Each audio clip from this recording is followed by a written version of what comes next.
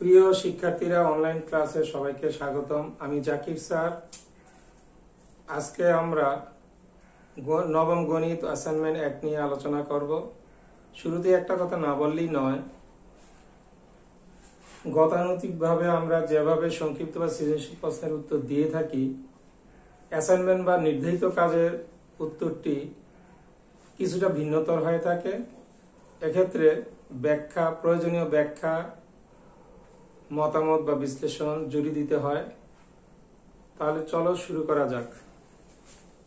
এখানে আমরা দেখতেছি 0.6 পৌনঃপুনিক সমান লেখা যায় 9/6। তারপরে 0.9 পৌনঃপুনিক হলো 9/9, আর 9/9 কাটাকাটি করলে 1 হয়। এখানে আসলে পৌনঃপুনিক যতটা ততটা 9 বসে এবং পৌনঃপুনিক দশমিকের পরে যে সংখ্যাটা সেটা লিখা হবে। এবং ব্যাখ্যা হিসেবে আমরা এটা লিখে দিতে পারি যে উভয় অংশেই দশমিক বিন্দুর ডানে একটি আবৃত্ত অঙ্ক রয়েছে, দেখতে পাচ্ছি। তাই সাধারণ ভগ্নাংশের হরে একটি 9 বসেছে এবং দশমিক বিন্দুর বামে সার্থক অঙ্ক নাই। এখানে জিরো সার্থক অঙ্ক নাই। সার্থক অঙ্ক বলতে 1 থেকে 9 পর্যন্ত অঙ্কগুলোকে বোঝানো হচ্ছে। না থাকায় দশমিক ও পৌনঃপুনিক উঠিয়ে দিয়ে প্রাপ্ত অঙ্ক লবে বসে, অর্থাৎ 6টা লবে বসেছে। তো আমরা অতএব কি পাচ্ছি? 0.6 পৌনঃপুনিক পূরণ 0.9 পৌনঃপুনিক সমান 9/6। আমরা এই প্রথম অংশের রেজাল্ট, আর এই অংশের রেজাল্ট হলো 1 সমান 9/6 সমান। আমরা আবার লিখতে পারি 9 যেহেতু আছে একটা পৌনঃপুনিক হবে, আমরা বুঝতে পারতেছি। এই যে এটা হচ্ছে আমাদের রেজাল্ট। অতএব নির্ণয় মান হচ্ছে 0.6 পৌনঃপুনিক। এবং আমরা এটাকে হাইলাইটস করে দিতে পারি বক্সের ভিতরে রেখে।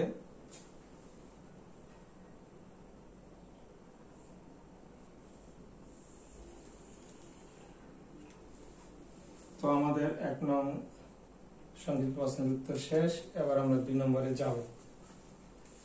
আচ্ছা, এখন আমরা 2 নম্বর প্রশ্নের উত্তর দেখতে পাচ্ছি 32/37 আবৃত দশমিকে প্রকাশিত মান কত, এটা জানতে চাইছে। তো এটার জন্য আমাদের প্রথম করতে হবে কি, সমস্তটা আমরা ভাঙাবো 32 ভাগের। এখানে আমাদের হবে 37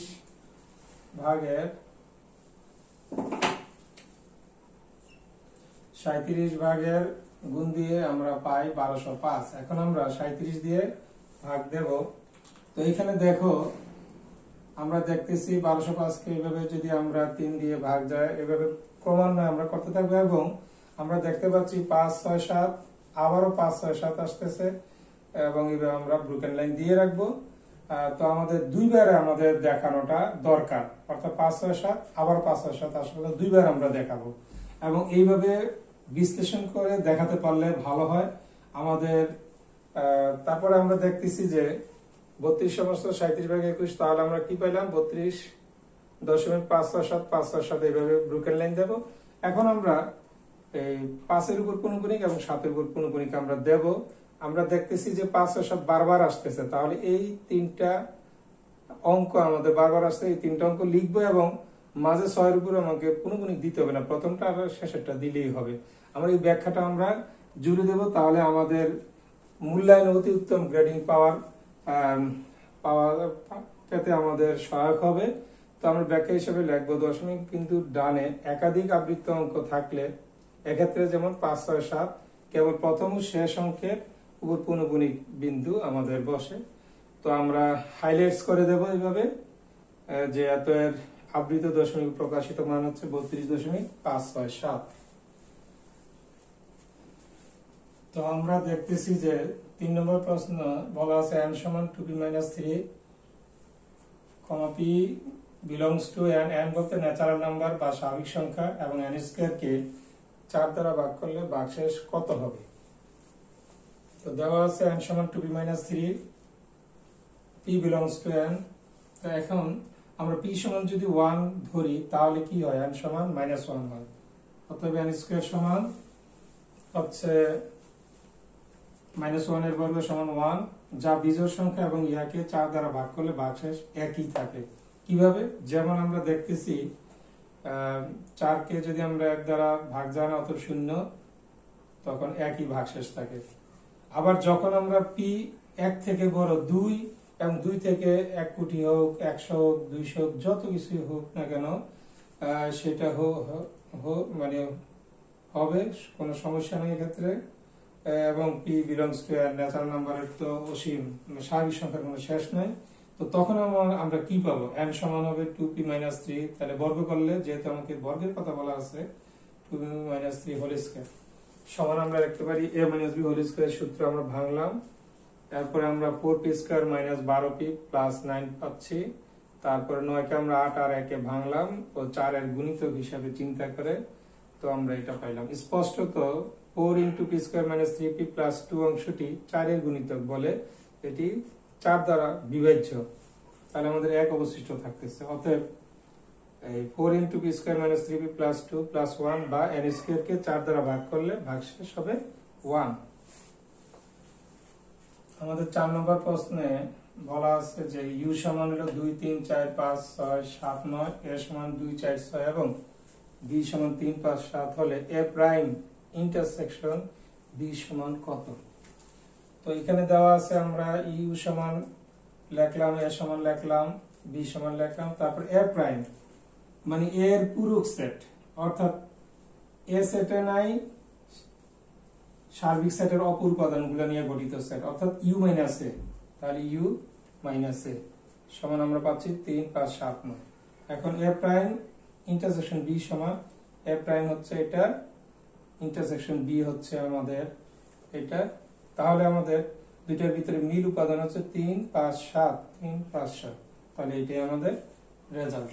আমাদের 1 নং সৃজনশীল প্রশ্ন হচ্ছে f of x সমান x³ plus kx² minus 4x minus 12 এবং g of x সমান হলো 1 plus a³ plus a to the power 6 by a to the power cube।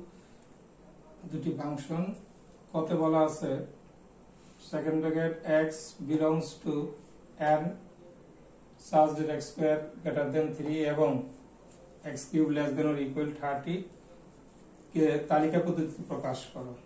কত বলা আছে f of -2 সমান 0 হলে দেখা যায় রুট কে একটি অমূল সংখ্যা। গত বলা আছে প্রমাণ করো যে g of x² সমান g of a to the power -2, এটা আমাকে প্রমাণ করতে হবে।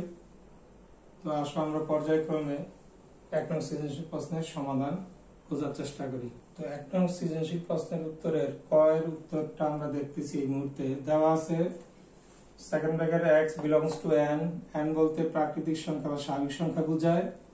such that এরূপ যেন যে x² greater than হলো 3 এবং x³ less than or equal 30। এখন এইখান থেকে আমরা কিভাবে লিখতে পারি, second bracket x belongs to n such that x² greater than 3, তারপরে সেকেন্ড ব্র্যাকেট ক্লোজ করে এবং এর পরিবর্তে আমরা ইন্টারসেকশন বসাইতে পারি। আবার সেকেন্ড ব্র্যাকেট দিয়ে এইটা যেহেতু ডিজাইন, এই ডিজাইনটা আবারও লিখবো, লেখার পরে x³ less than or equal 30। এখন দেখো x এর মান মাইনাস ধরা যাবে না, যেহেতু স্বাভাবিক সংখ্যা 1 হলো ক্ষুদ্রতম স্বাভাবিক সংখ্যা, তাহলে আমরা 1 ধরতে পারি কিনা দেখি। 1 এর বর্গ 1 হয়, 3 থেকে বড় হয় না, তাহলে এটা হবে না। 2 এর বর্গ হলো 4, 3 থেকে বড়, তাহলে আমাদের 2 থেকে শুরু হবে। 2 3 4 এইভাবে আমরা অসংখ্য লেখা যাবে, অর্থাৎ এটা একটা অসীম সেট হলো। তারপর ইন্টারসেকশন আমরা দেখি যে 30 থেকে 30 এর সমান হতে হবে, 30 থেকে ছোট হতে হবে x কে কিউব করলে। তো 1 এর কিউব হলো 1, এটা হবে। 2 এর কিউব হলো 8, তাহলে এটা হবে। 3 এর কিউব 27 হবে। 4 এর কিউব হলো 64, তাহলে আমরা 4 লিখতে পারবো না, এটা একটা সসীম সেট। কারণ এই দুইটার ভিতরে আমাদের মিল আছে কি 2 আর 3, তাহলে আমরা 2 3 লিখবো, আমাদের অঙ্কটা শেষ। তবে একটু ব্যাখ্যা লিখলে ভালো, আমাদের মূল্যায়নের গ্রেডিংটা অতি উত্তম পেতে সহায়ক হবে। তো ব্যাখ্যা হিসেবে আমরা লিখবো সংক্ষিপ্তভাবে, তালিকা পদ্ধতিতে সেটের উপাদানগুলো কমা দিয়ে দিয়ে পৃথক করে লিখতে হয়। এখানে আসলে কি এটা ছিল সেট গঠন পদ্ধতিতে, আমরা তালিকা পদ্ধতিতে প্রকাশ করতে হলো। এবার আমরা হয় প্রশ্নের উত্তরটা দেখব। তো আমরা পাচ্ছি দেওয়া আছে f of x সমান হলো x³ plus kx² minus 4x minus 12। অতএব f of -2 মানে কি, x এর জায়গায় -2, তাহলে প্রতিটা x এর জায়গায় -2 আমরা বসাই দেব। তারপর ক্যালকুলেশন করলে আমরা এটা পাচ্ছি, শেষ পর্যন্ত পাইলাম 4k - 12। আবার আমাদের f of -2 সমান 0 দেওয়া আছে, এখান থেকে আমরা মান বসিয়ে ক্যালকুলেশন করলে k সমান 3 পেলাম। যদি আমরা উভয়কে বর্গমূল করি তাহলে √k সমান √3। এখন আমরা জানি যে পূর্ণবর্গ নয় এরূপ যে কোনো স্বাভাবিক সংখ্যার বর্গমূল কিংবা তার ভগ্নাংশ একটি অমূল সংখ্যা। এখানে 3 হচ্ছে আমাদের সংখ্যাটা পূর্ণবর্গ না, যেমন 4 হলে পূর্ণবর্গ হইতো, 4 বর্গমূল 2 হইতো, কিন্তু যেহেতু 3 পূর্ণবর্গ না, তাহলে আমরা স্পষ্টত বুঝতে পারতেছি যে √k অর্থাৎ √3 একটি অমূল সংখ্যা। আমাদের ডেফিনিশনে বলা আছে যে পূর্ণবর্গ নয় এরূপ যে কোনো স্বাভাবিক সংখ্যার বর্গমূল একটি অমূল সংখ্যা। তাহলে আমাদের এখানে আমাদের প্রমাণটা কমপ্লিট। তো এক্ষেত্রে অনেকের কনফিউশন থাকতে পারে যে যেহেতু আমাদের কে এর মানটা বের করতে হচ্ছে এই প্রক্রিয়া বলে, তারপর আমরা কেটা আসলে পূর্ণবর্গ কিনা এটা এখানে মূলত দেখতে চাচ্ছে যে কে এর মান যদি পূর্ণবর্গ কিনা, পূর্ণবর্গ হলে পর আমাদের এটা অমূল সংখ্যা মানে মূল সংখ্যা হয়ে যায়, যেহেতু 3 এটা অমূল সংখ্যা। তো আমাদের এইভাবে দেখাই দিলেই হবে। এই ক্ষেত্রে √3 কে আবার অমূল সংখ্যার বিস্তারিত যে পদ্ধতিতে √3 অমূল সংখ্যা p/q আকারে প্রকাশ করা ওইভাবে প্রমাণ করা আসলে এখানে প্রয়োজন নাই। শুধু যদি বলতো √3 একটি অমূল সংখ্যা, তখন আমাদের সম্পূর্ণ বিস্তারিত ভাবে দেখানো হতো। কিন্তু আমরা যেহেতু এখানে কে এর মানটা বের করা প্রয়োজন পড়ছে এবং কে এর মানটা আসলে পূর্ণবর্গ কিনা এটাই এখানে এই অঙ্কের মাধ্যমে যাচাই করার চেষ্টা করা হয়েছে এবং আমরা দেখতেছি যে 3 পূর্ণবর্গ না, অতএব আমাদের এইভাবে প্রমাণটা কমপ্লিট করলেই হবে। তারপর আমরা গয়ে যাব। আমাদের গয়ের অংশে দেওয়া আছে g of a সমান হলো 1 + a³ + 6/a³। এখন লেফট সাইডে আমরা g of a স্কয়ার অর্থাৎ এর জায়গায় স্কয়ার বসাবো। তাহলে আমরা এর পরিবর্তে স্কয়ার বসাইলাম, এখানে এর পরিবর্তে স্কয়ার আর পাওয়ার যেমন তেমন থাকবে। তাহলে আমরা এটা পেলাম এবং g of a এর পাওয়ার -2, তাহলে আমরা এইভাবে বসাইলাম। শেষ পর্যন্ত আমরা এইভাবে, এখানে তো আমরা এটাকে উঠাইতে হয় আমরা জানি, তাহলে এটা পেলাম। অর্থাৎ দুইটার রেজাল্টই কিন্তু একই রকম, অতএব আমরা বলতে পারি এটা সমান এটা। তাহলে আমাদের প্রমাণ শেষ। এবার আমরা 2 নং সৃজনশীল প্রশ্নটা দেখব। প্রথম চিত্র বলতে আমাদের এই চিত্রটা, তো এটা একটা অনিয়মিত আকৃতির বহুভুজ। তো এখানে আমাকে কত বের করতে হবে, BC এর দৈর্ঘ্য কত, কত EFG অর্ধবৃত্তের পরিধি কত। এই যে এখানে বৃত্ত আছে EFG অর্ধবৃত্ত, অর্ধেক অংশের পরিধি কত বা পরিসীমা কত। গতে বলা আছে যে ABCDEFG অর্থাৎ সম্পূর্ণ যেই অনিয়মিত আকৃতির বা অসম আকৃতির বহুভুজটা পরিসীমা এবং ক্ষেত্রফল কত এটা বের করতে বলছে। তো আমরা পর্যায়ক্রমে ধারাবাহিকভাবে একটা পর একটা আমরা উত্তরগুলো এখন বের করব। আমাদের চিত্র থেকে আমরা দেখতে পাচ্ছি যে C থেকে AB এর উপর CP লম্ব টানা হলো উদ্দীপকের চিত্র অনুসারে। তাহলে CP সমান কত হবে? আমরা দেখতে পাচ্ছি যে AG এর মান হচ্ছে 12 সেন্টিমিটার আর এদিকে D সমান আছে 5 সেন্টিমিটার। তাহলে D 5 সেন্টিমিটার, 12 সেন্টিমিটার থেকে D টা আমরা এখানে DQ লম্ব আঁকা হয়েছে, তাহলে GQ মানও হবে 5 সেন্টিমিটার। তাহলে 12 থেকে এই পরিমাণ 5 বিয়োগ দিলে আমরা আসলে এতটুকুর দৈর্ঘ্যটা পাবো 7 সেন্টিমিটার। তাহলে আমাদের সিপি এর মান হচ্ছে 7 সেন্টিমিটার। তাহলে এটা হচ্ছে 7 সেন্টিমিটার। আর এখানে বিপি সমান হচ্ছে কত, এ বি এর মান হচ্ছে 15 সেন্টিমিটার। তার থেকে আমরা দেখতে পাচ্ছি যে এইখান থেকে এতটুকু জি এর মান হচ্ছে, যেহেতু ডি সমান জি অর্থাৎ ডি যত বড় জিও তত বড়, অর্থাৎ ডি এর মান 5 সেন্টিমিটার, তাহলে এটার মানও 5 সেন্টিমিটার আর এটা 5 সেন্টিমিটার হলে ডি কিউ মানও 5 সেন্টিমিটার। যেহেতু এটা একটা বর্গ, যেহেতু এখানে এটা 90 ডিগ্রি, এটা 90 ডিগ্রি, এটা লম্ব আঁকেছে, তাহলে এটা একটা আয়ত হয়েছে এবং যেহেতু 5 সেন্টিমিটার এটা পাশে, এটা একটা বর্গ। তাহলে আমাদের এখানে আমরা দেখতে পাচ্ছি যে এখান থেকে এতটুকু হলো 5 সেন্টিমিটার আর এখান থেকে এতটুকু হলো 7 সেন্টিমিটার, তাহলে 12 সেন্টিমিটার। তাহলে এইখান থেকে এতটুকু কিন্তু 12 সেন্টিমিটার হবে, যেহেতু এটা একটা আয়ত। এই যে এ পি সি কিউ এটা একটা আয়ত হলো, তাহলে এই এপির মান হচ্ছে কত, 12 সেন্টিমিটার। তো কিভাবে এইখান থেকে এতটুকু হলো 7 5 এবং এতটুকু হলো 7, 5 7 12। তাহলে আমাদের সম্পূর্ণ দৈর্ঘ্য হচ্ছে এবির মান হচ্ছে 15, তার থেকে আমরা বাদ দেব 7 এবং 5, তাহলে আমাদের 3 সেন্টিমিটার হচ্ছে বিপির মান, অর্থাৎ এইখানে আমরা 3 সেন্টিমিটার পাচ্ছি। এখন দেখো সমকোণী ত্রিভুজ বিসিপি, এই যে বিসিপি এই ত্রিভুজের অতিভুজ হচ্ছে আমাদের বিসি, কারণ এখানে আমরা যেহেতু সিপিটা লম্ব আঁকা হয়েছে, তাহলে এখানে সমকোণী ত্রিভুজের সমকোণ, তাহলে এটা অতিভুজ। এবং পিথাগোরাসের সূত্র থেকে আমরা কি জানি, অতিভুজের বর্গ হলো ভূমির বর্গ যোগ লম্বের বর্গ। তাহলে আমরা লিখলাম 58 পাইলাম, তাহলে বিসি বর্গমূল করলে আমাদের √58, ক্যালকুলেটর দিয়ে আমরা করলে পর 7.616 পাবো সেন্টিমিটার প্রায়। অতএব আমরা বলতে পারি বিসি এর দৈর্ঘ্যটা হচ্ছে আমাদের 7.616 সেন্টিমিটার। তাহলে এটাকে আমরা একটা বক্সে হাইলাইট করে দেখাতে পারি। তো আমাদের কয়ের উত্তরটা আমাদের এখানে শেষ। এবার আমরা কয়ের উত্তরের দিকে যাব। তো চিত্র থেকে আমরা দেখতে পাচ্ছি, উদ্দীপকের চিত্র থেকে আমরা কি পাচ্ছি, ইএফজি অর্ধবৃত্তের ব্যাস হবে আমাদের জিই। জিটা হচ্ছে ব্যাস, সম্পূর্ণ বৃত্তের ব্যাস যেটা অর্ধবৃত্তের ব্যাস হয় এটাই জি, এবং জি সমান ডি। এখানে কিন্তু আমাদের প্রশ্নে বলা আছে জি সমান ডি সমান হলো আমাদের 5 সেন্টিমিটার। তাহলে অর্ধবৃত্তের ব্যাসার্ধ কি হবে, ব্যাসের অর্ধেক ব্যাসার্ধ, ব্যাসে 2 দিয়ে ভাগ দিলে আমরা ব্যাসার্ধ পাবো, অর্থাৎ 5 কে 2 দিয়ে ভাগ দিলে 2.5 সেন্টিমিটার, এটা হচ্ছে ব্যাসার্ধ আর সমান। এখন ইএফজি সম্পূর্ণ বৃত্তের পরিধি হচ্ছে আমরা সূত্র জানি 2πr। তাহলে অর্ধবৃত্তের পরিধি সমান কি হবে, অর্ধবৃত্তের পরিধি সমান হবে 2πr কে 2 দিয়ে ভাগ দিলে আমরা πr পাচ্ছি। অতএব আমরা এখানে দেখতে পাচ্ছি যে পাইয়ের মান আমরা 3.1416 ধরলাম এবং আর এর মান হচ্ছে 2.5, তাহলে 7.854 সেন্টিমিটার প্রায় পেলাম। এখন আমরা এটাকে হাইলাইটস করে দেব যে অতএব ইএফজি অর্ধবৃত্তের পরিধি সমান 7.854 সেন্টিমিটার প্রায়। তাহলে আমাদের খ অংশের উত্তর আমাদের শেষ হলো।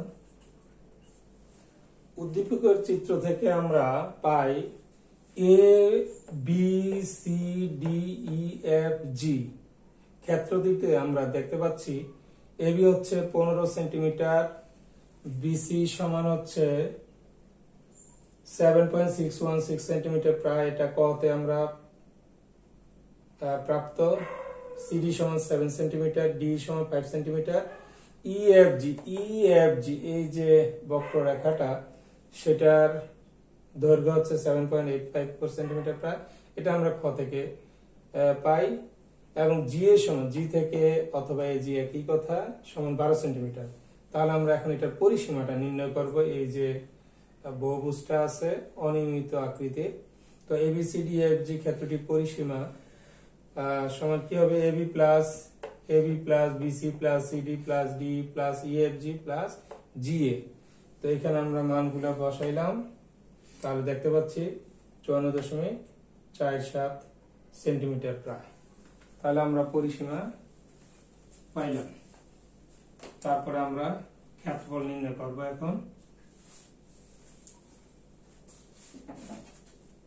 এখন আমরা ক্ষেত্রফল নির্ণয় করব।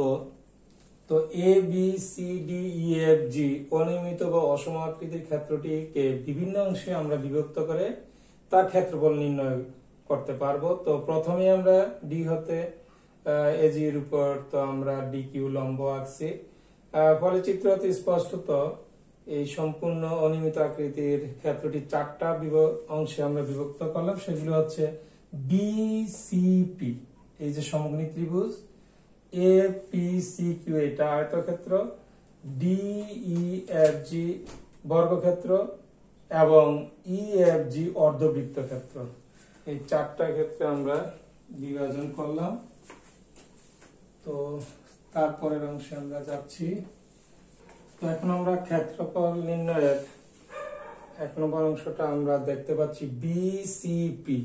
এটা একটা সমকোণী ত্রিভুজ, এর উচ্চতা সিপি সমান হলো 7 সেন্টিমিটার আর ভূমি বিপি সমান হলো 3 সেন্টিমিটার। তো আমরা সমমিতি ত্রিভুজের ক্ষেত্রফল জানি হাফ গুণ পূরণ উচ্চতা মান বসানো পেলে আমরা 10.5 বর্গ সেন্টিমিটার পেলাম।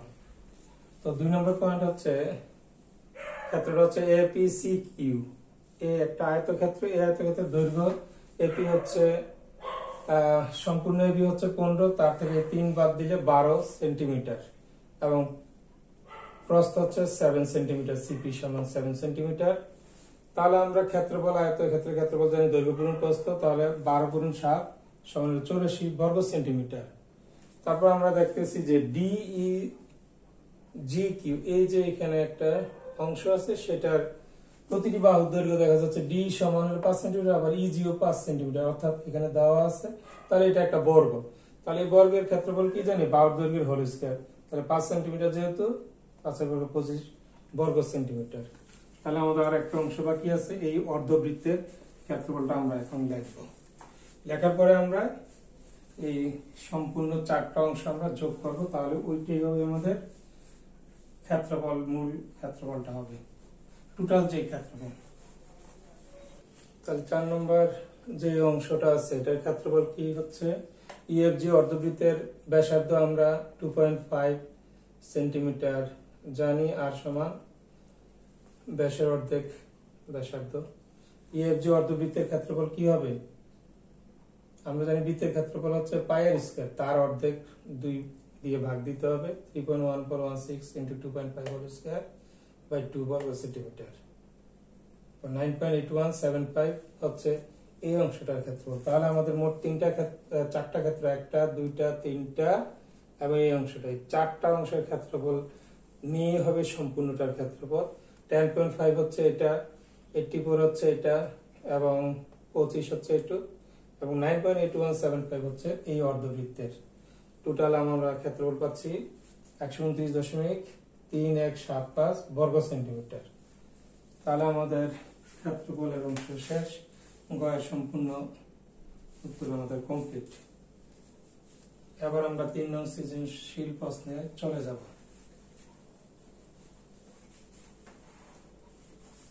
তো 3 নং সৃজনশীল প্রশ্নে বলা আছে, এই যে দ্বিতীয় চিত্রের উপর ভিত্তি করে কত বলা আছে, এটা একটা সুষম বহুভুজ ত্রিভুজ OPQ, এই ত্রিভুজের ক্ষেত্রফল বের করতে বলা হয়েছে। কত বলা হয়েছে সুষম বহুভুজটির ক্ষেত্রফল, এই সম্পূর্ণ ক্ষেত্রফলটা বের করতে বলা হয়েছে। এটা আসলে একটা অষ্টভুজ, 1 বাহু 2 3 4 5 6 7 8, এখান থেকে 8টা বাহু, তো অষ্টভুজ।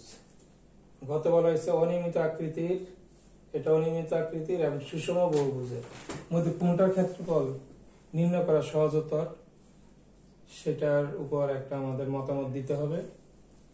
তো আমরা এখন কয়ের উত্তরে চলে যাই।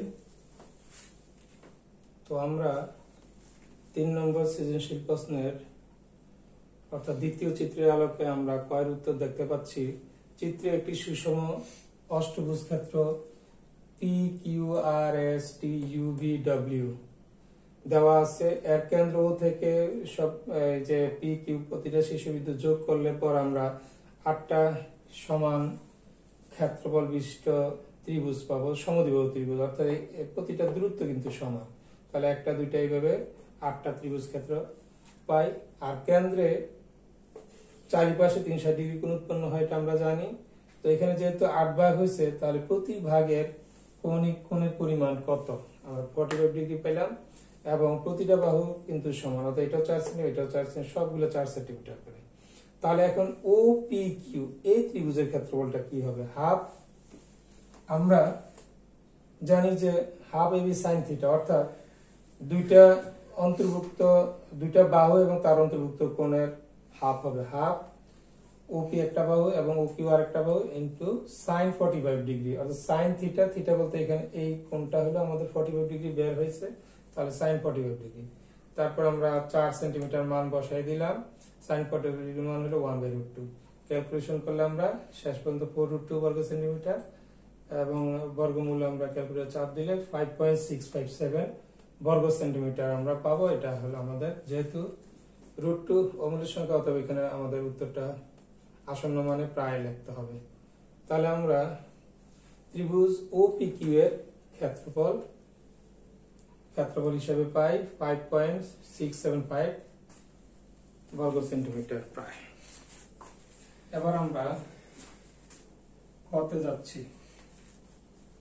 ক্ষয়ের উত্তরে আমরা পাচ্ছি এখানে P Q R S T U B W সুষম অষ্টভুজ ক্ষেত্র থেকে আমরা 8টা সমান ক্ষেত্রফল বিশিষ্ট সমদ্বিবাহু ত্রিভুজ পাই, যাদের প্রতিটি ত্রিভুজের ক্ষেত্রফল হচ্ছে 4√2 বর্গ সেন্টিমিটার। এটা আমরা ক থেকে পাই। সুতরাং সুষম অষ্টভুজ ক্ষেত্রের ক্ষেত্রফলটা হবে 8 × 4√2 স্কয়ার সেন্টিমিটার, অর্থাৎ 32√2 বর্গ সেন্টিমিটার বা 45.255 বর্গ সেন্টিমিটার প্রায়। তাহলে আমাদের ক্ষয়ের উত্তর শেষ। এবার আমরা গতে যাব।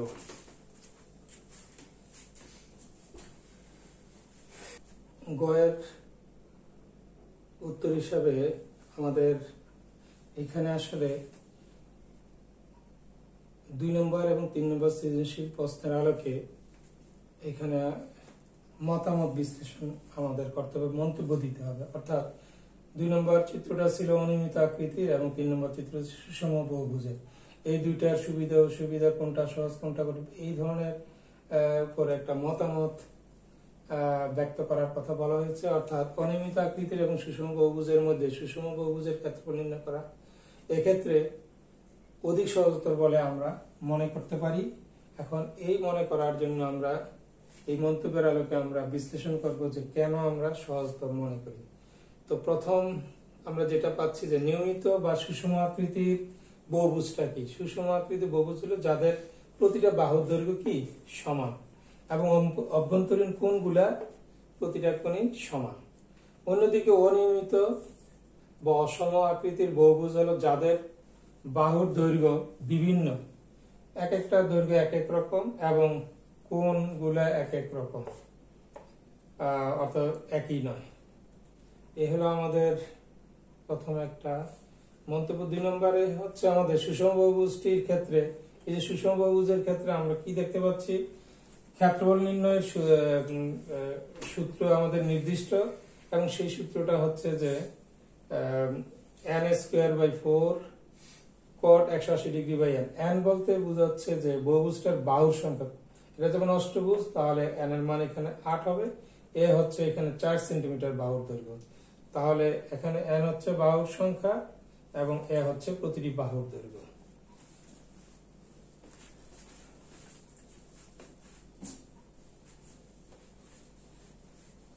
তো আমরা দেখতেছি যে অন্যদিকে অনিয়মিত আকৃতির ক্ষেত্রের ক্ষেত্রফল নির্ণয়ের জন্য কোনো নির্দিষ্ট পূর্ব নির্ধারিত সূত্র নেই, তাই এর ক্ষেত্রফল নির্ণয় আমাদেরকে অনেক জটিলতায় পড়তে হয়। পরের পয়েন্টটা আমরা এখানে লিখছি যে সুষম বহুভুজ ক্ষেত্রের ক্ষেত্রফল নির্ণয় নির্দিষ্ট জ্যামিতিক সূত্র থাকায় তা প্রয়োগ করে সহজেই এবং ক্ষুদ্র পরিসরে ক্ষেত্রফল নির্ণয় করা যায়, যেটা আমরা 3 নম্বর সৃজনশীল প্রশ্নের খ নম্বরে দেখছি। তো অন্যদিকে অনিয়মিত আকৃতির ক্ষেত্রে ক্ষেত্রফল নির্ণয় করতে নির্দিষ্ট সূত্র না থাকায় এটি ক্ষুদ্র পরিসরে সমাধান করা যায় না। এক্ষেত্রে অনিয়মিত বহুভুজগুলো সুবিধাজনক ভাবে ছোট ছোট ভাগে ভাগ করে আমাদের বিভক্ত করে, অর্থাৎ প্রত্যেক অংশকে নিয়মিত আকৃতির জ্যামিতিক ক্ষেত্রে পরিণত করে। যেমন বর্গ হইতে পারে, আয়তক্ষেত্র হইতে পারে, বৃত্তক্ষেত্র হইতে পারে। এই ধরনের ক্ষেত্রফল নির্ণয়ের তখন আমরা ওইগুলো সূত্র অ্যাপ্লাই করতে পারি, করে আমরা ক্ষেত্রফল গণনা বা পরিমাপ করতে পারি। উল্লেখ্য এক্ষেত্রে আমাদের বিভিন্ন অংশের ক্ষেত্রফল তখন একত্রিত করা অর্থাৎ যোগ করার মাধ্যমে আমরা প্রদত্ত অনিয়মিত ক্ষেত্রটির ক্ষেত্রফল পাই। তবে এটা আমাদের তুলনামূলক কঠিন একটা ব্যাপার আমরা পর্যবেক্ষণ করে দেখতে পাচ্ছি। এবার আমরা আরেকটা পয়েন্টে যাব। এখন আমরা শেষ পয়েন্টে যাচ্ছি। আমরা 2 নং সৃজনশীল প্রশ্নের উত্তর এবং 3 নং সৃজনশীল প্রশ্নের উত্তর বিশ্লেষণ করলে আমরা কি দেখতে পাই। সুষম বহুভুজের ক্ষেত্রফল আমরা খুব সহজেই নির্ণয় করতে পেরেছিলাম, কিন্তু অনিয়মিত আকৃতির ক্ষেত্রফল নির্ণয় করতে অনেকগুলো আলাদা আলাদা ক্ষেত্রের ক্ষেত্রফল নির্ণয় করতে হয়, যা বুঝতে পারা এবং ঠিকঠাক উত্তর দিতে পারাটা আমাদের জন্য রীতিমতো চ্যালেঞ্জ ছিল।